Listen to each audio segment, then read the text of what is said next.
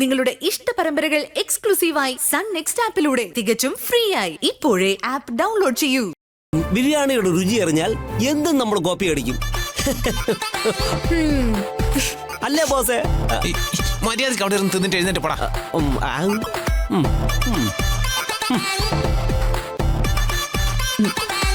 അതെ, ഈ വ്രതം എടുക്കുന്നവര് ഭക്ഷണം കഴിക്കുന്നത് നോക്കി നിൽക്കുന്നത് ശരിയല്ല. ഏകം ചെല്ല്, അല്ലെങ്കിൽ ഞങ്ങൾക്ക് കൊതി കിട്ടും. അത് ശരിയാ ബോസേ. വേഗം സ്ഥലപ്പെട്ട ഞങ്ങളൊന്ന് തിന്ന് തീർക്കട്ടെ.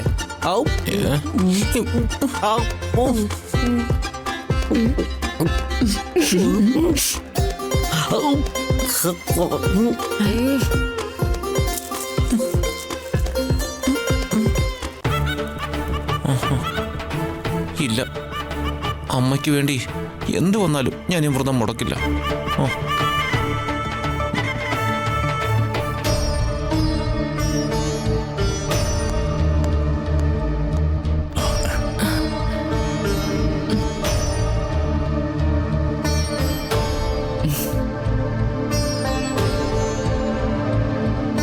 നിനക്ക് സുഖമല്ലേ രജനി?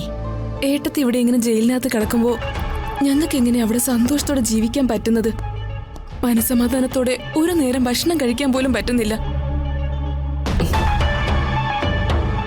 ഞാൻ നേരത്തെ 2-3 തവണ ഏട്ടത്തെ കാണാൻ വന്നിരുന്നു. അപ്പോഴൊന്നും ഏട്ടത്തെ കാണാൻ അവർ സമ്മതിച്ചില്ല. അതൊന്നും ഞാൻ അറിഞ്ഞില്ല.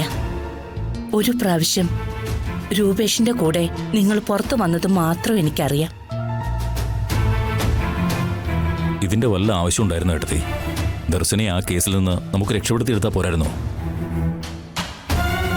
ദർശന പറയുന്നത് ജയിലിൽ പോകാനുള്ള തീരുമാനം ഏട്ടത്തിയുടേത് മാത്രമായിരുന്നു എന്നാ. അതാണോ സത്യം? ദർശന പറഞ്ഞത് സത്യമാ. ഞാൻ കുറ്റം ഏറ്റെടുക്കരുതെന്ന് അവൾ എന്നോട് ഒരുപാട് തവണ അപേക്ഷിച്ചിരുന്നു. എന്റെ മോനും എന്നോട് കാലിൽ പിടിച്ചു പറഞ്ഞു. എന്നിട്ട് എന്തിനാ ഏട്ടത്തി ഇങ്ങനെ ചെയ്തത്? ഈ കേസിൽ ദർശന നിരപരാധിയാണെന്ന് എനിക്കറിയാവുന്നത് കൊണ്ട്. അവളെ ഇതിൽ കുടുക്കിയതാ. അതിനു പിന്നിൽ ആരൊക്കെയാണെന്ന് എനിക്കറിയില്ല. ആരായാലും അവരുടെ ലക്ഷ്യം ദർശന IPS നേടുന്നതിൽ നിന്നും തടയുക എന്നുള്ളതാ.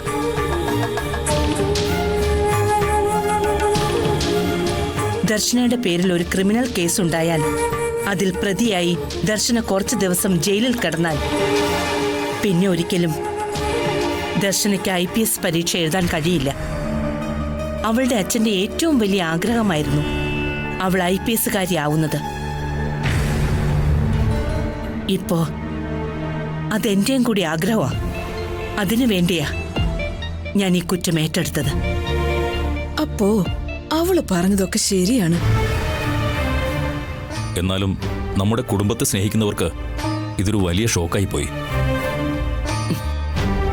മരുവത്തൂരിലെ വിശ്വനാഥന്റെ ഭാര്യ കൊലക്കേസിൽ കുറ്റം ഏറ്റെടുത്ത് ജയിലിൽ പോയത് മരുമകളെ രക്ഷിക്കാൻ വേണ്ടിയാണെന്ന് നാട്ടിലെല്ലാം ആളുകൾ പറയുന്നുണ്ട്.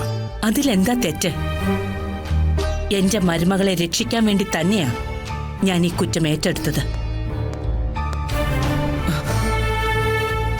ഇനി ഇതിനകത്ത് എത്ര കിടന്ന് കഷ്ടപ്പെടേണ്ടി വന്നാലും ദർശന IPSകാരിയാകുന്നതുവരെ ഈ ജയിലിനകത്ത് കിടക്കേണ്ടി വന്നാലും ഞാൻ അതിന് തയ്യാറാ. ഓ, മരുമോളോട് എന്ത് സ്നേഹം! എന്നാൽ ഏട്ടത്തി, ഞങ്ങൾ ഇതൊക്കെ എങ്ങനെ സഹിക്കും? ഞാൻ മരിച്ചു പോയിരുന്നെങ്കിൽ നിങ്ങൾ സഹിക്കുമായിരുന്നില്ലേ? അതിനേക്കാൾ വലുതൊന്നും അല്ലല്ലോ ഇത്. അങ്ങനെയൊന്നും പറയാതെ ഏട്ടത്തി. കഴിഞ്ഞ ദിവസം ഞാൻ വന്നപ്പോ ഏട്ടത്തിക്ക് എന്തോ സുഖമില്ലാന്ന് പറഞ്ഞിരുന്നു. എന്താ ഏട്ടത്തി? ഇതിനകത്ത് ഏട്ടത്തിക്ക് എന്തെങ്കിലും ബുദ്ധിമുട്ടുണ്ടോ? എനിക്കൊരു ബുദ്ധിമുട്ടുമില്ല. ഏട്ടത്തി എത്രയും പെട്ടെന്ന് പുറത്തിറങ്ങണം. എന്നിട്ട് വേണം നിഖിലും അഞ്ജനയും തമ്മിലുള്ള വിവാഹം നടത്താൻ.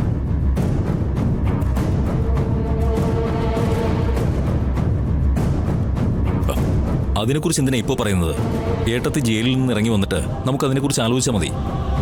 നിങ്ങളിനി ആ വിവാഹത്തെക്കുറിച്ച് ആലോചിക്കണ്ട. ആ വിവാഹം ഇനി നടക്കില്ല.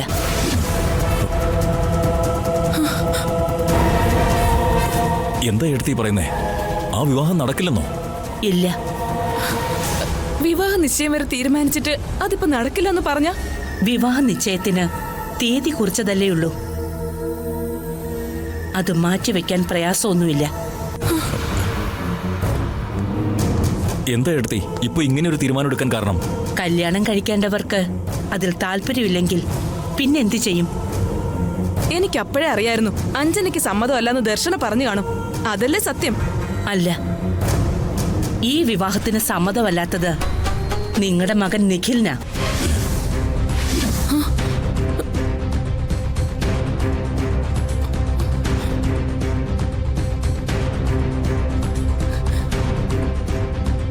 അവൻ എന്നെ കാണാൻ ഇവിടെ വന്നിരുന്നു. എന്നിട്ട് അവൻ ഞങ്ങളെ കാണാൻ വന്നില്ലല്ലോ.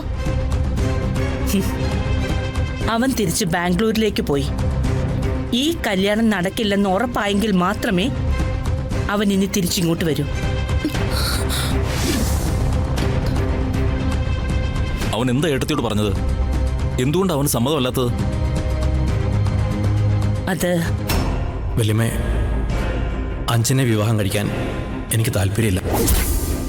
എനിക്ക് മറ്റൊരു പെൺകുട്ടി ഇഷ്ടമാണ്.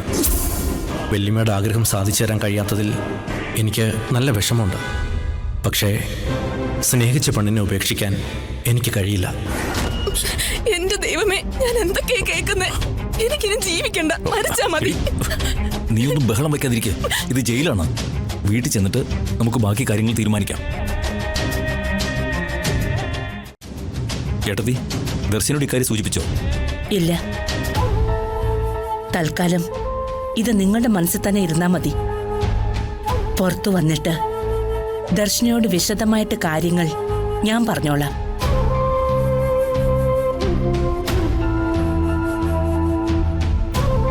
അവന് ഇഷ്ടമില്ലാത്ത ഒരു പെൺകുട്ടിയെ അവന്റെ തലയിൽ കെട്ടിവെച്ചിട്ട് എന്താ കാര്യം? നാളെ അവളുടെ ജീവിതം ഒരു ദുരന്തമായി പോകരുത്. അവൻ ഏത് പെണ്ണിന്റെ കാര്യം ഏട്ടത്തിയോട് പറഞ്ഞത്? അവൾ ഏതാ? എന്താ അവളുടെ പേര്? അതൊന്നും അവൻ എന്നോട് പറഞ്ഞില്ല. ആലോചിച്ച് നോക്കിയപ്പോ അവൻ പറഞ്ഞതാണ് ശരിയെന്ന് എനിക്കും തോന്നി. എന്നാലും അവൻ ഈ ചതി ഞങ്ങളോട് ചെയ്യുമെന്ന് വിചാരിച്ചില്ല. ഞങ്ങളുടെ സ്വപ്നം അവൻ തകർത്തു കളഞ്ഞു. എൻ്റെ മനസ്സാകെ തകർന്നുപോയി. ഇനി ഇവിടെ നിൽക്കാൻ എനിക്ക് വയ്യ.